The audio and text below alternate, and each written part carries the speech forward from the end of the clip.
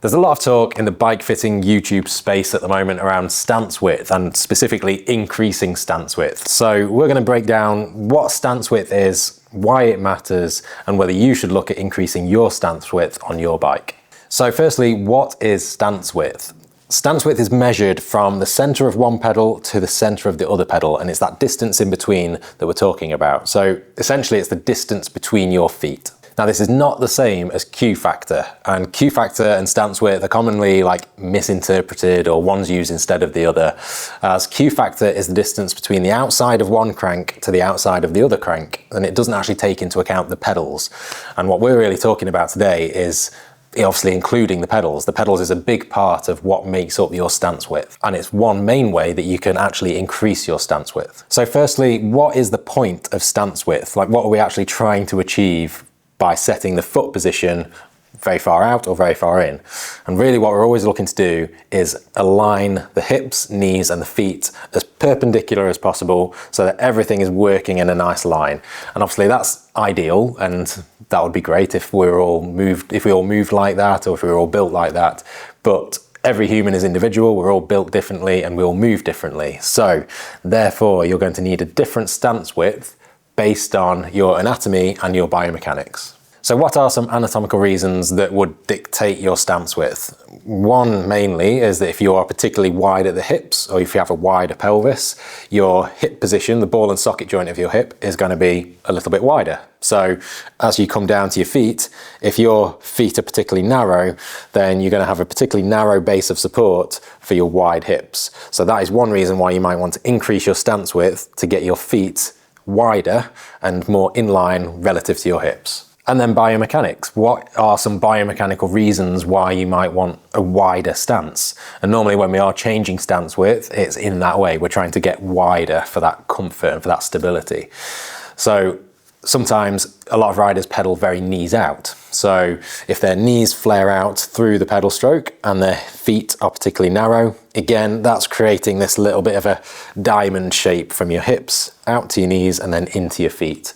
So if we can increase that stance width and get your feet a bit wider, they're going to be positioned more directly underneath your knees, and that's going to help for a number of reasons: comfort and efficiency.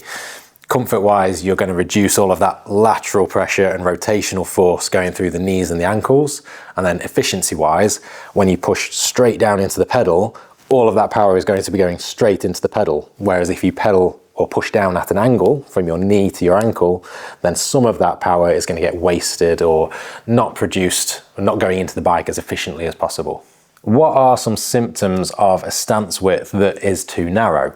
And again, going back to what we were talking about with the anatomy and the biomechanics of why you might want to change your stance width, by changing our stance width, we want to produce this perpendicular line, ideally, between hips, knees and feet. So if that line isn't perpendicular, or the feet are too narrow, then you're going to be creating a lot of joint forces and joint stresses that aren't particularly needed, and normally this creates some sort of pain. Pains that are really common to do with stance width are pains on the outsides or insides of the knees, because they're going to be tilted or twisted or rotated as you're pedaling, and same at the ankles. If you're getting some sort of single-sided ankle problem, then that could be related to stance width.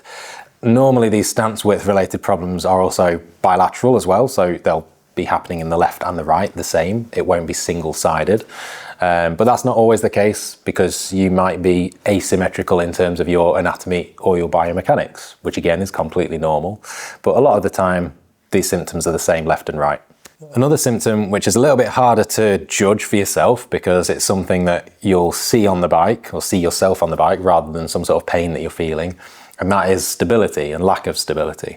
So again, if we go back to that anatomical example where you're wider at your hips and narrower at your feet, then that as a structure with that wide top and narrow bottom is unstable. You'd never see a building built like that. You'd have a wider base and a narrower top to create this stability. So if you've got a lot of instability at your feet, this can cause all sorts of problems. So it can create foot pains and foot problems, a lot of ankle movement of your hips at the saddle where you're moving a lot more than you should be. And again, this can create pain as well, but also it can be asymptomatic and it won't create pain, but you'll be moving a lot more than you should in ways that you don't need to on the bike. So is there a way to assess your own stance width? And essentially there is, and really you need to see yourself from the front on, and you need to look at the alignment of your hip, knee and foot and sort of pinpoint where are my hips, where are my knees through the pedal stroke, and then where are my feet at the bottom.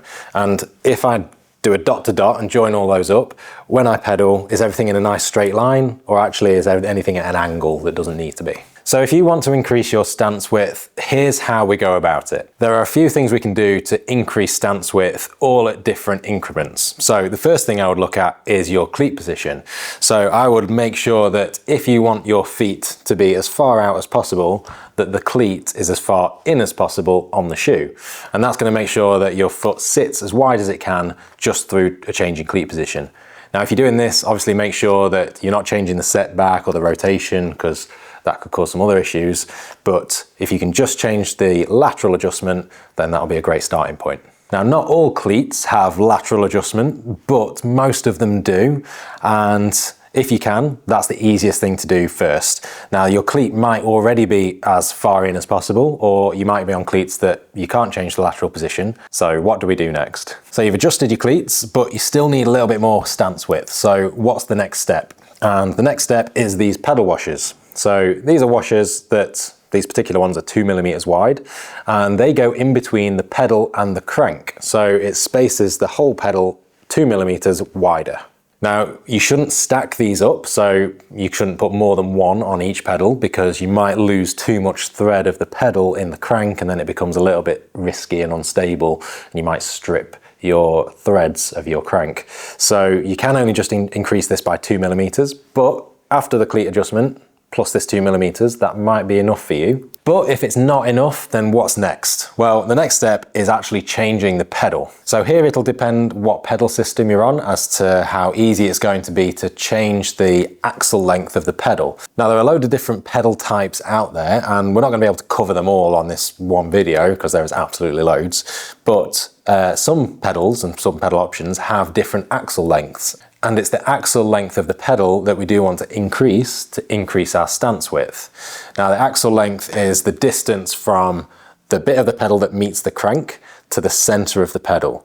And this is the thing that we can really change a lot, that's going to make a big difference to your stance width if you need to.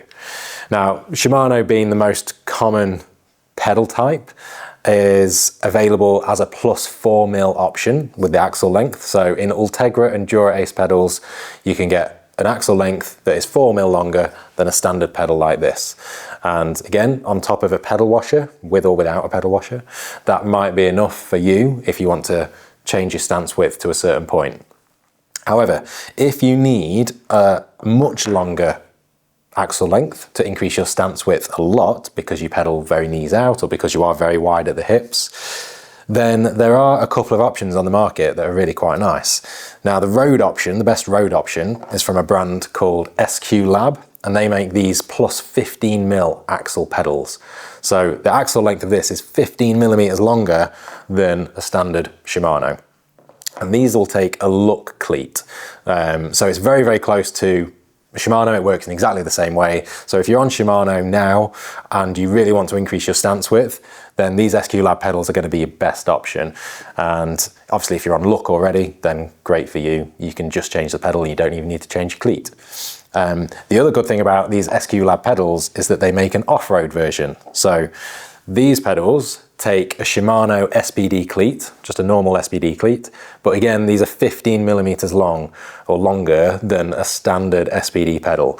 And this can make a really big difference to your stance width. So if you are someone who does pedal very knees out, or you do need a wide stance at the bottom because of anatomical reasons, then these options from SQ Lab are going to be really good for you.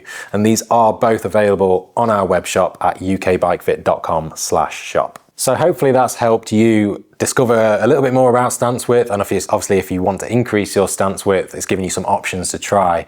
And I think a combination of these cleat position changes, pedal washers, and then knowledge of these sorts of pedals that exist on the market, a combination of all of those is going to really give you the adjustability that you need with your stance width. If you've got any other questions about stance width, don't forget to put them in the comments down below. And if you want to see more of this sort of content, more bike fit related content, then do follow us on Instagram and subscribe to our YouTube channel, as we'll be producing much, much more.